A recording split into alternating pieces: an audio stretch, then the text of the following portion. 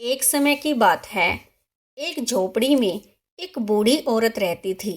एक बार उसने तीर्थ यात्रा पर जाने के लिए सोचा और वह अपने पैसों को एक रेशम के कपड़े में बांधकर गांव के एक व्यक्ति के पास लेकर गई, जिसका नाम पंडित विष्णु था।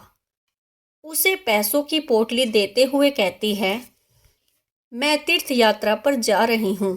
कृपया आप कुछ दिन के लिए मेरे पैसों को अपने पास रख लीजिए। पंडित जी ने कहा, मैं घर पर बहुत कम रहता हूँ। मुझे देने से अच्छा है किसी अच्छी जगह जमीन में इन्हें दबा दो।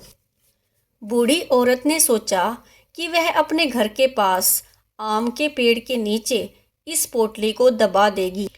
लेकिन पंडित विष्णु बहुत ही दुष्ट व्यक्ति था।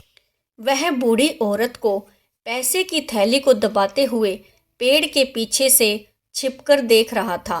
जब बुढ़िया तीर्थ पर चली गई तो विष्णु रात को उस जगह पर गया और पैसों की पोटली को निकालकर उसी तरह दूसरी पोटली में तांबे के सिक्के डालकर वहीं पर फिर से दबा देता है।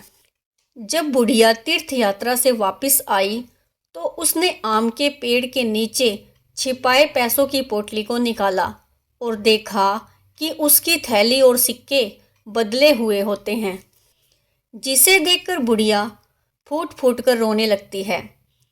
अगली सुबह बुढ़िया ने राजा के पास जाकर सारी घटना बताई।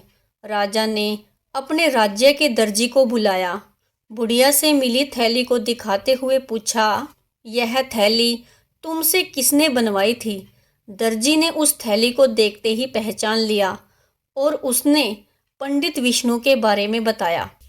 राजा ने विष्णु को बुलाकर बुढ़िया के पैसों के बारे में पूछा तो उसने साफ साफ मना कर दिया। लेकिन उसकी नज़र जब वहीं पर बैठे दर्जी पर पड़ी तो उसका चेहरा पीला पड़ गया। राजा ने फिर से दर्जी को अपने समक्ष बुलाया और उसी कपड़े के बारे में पूछा। दर्जी विष्णु के बारे में ही बताता है। दर्जी की बातों को सुनकर विष्णु का सिर शर्म से झुक जाता है। विष्णु राजा के सामने उस पोटली के बारे में सच सच उगल देता है, जिससे बुढ़िया को उसके पैसों की पोटली मिल जाती है। राजा पंडित विष्णु को सजा के तौर पर कुछ दिन के लिए कारावास में डाल देता है। इस कहानी से हमें यह सीख मिलती है कि सूझबूझ के साथ हम अच्छे बुरे की पहचान कर सकते हैं। Thanks for watching.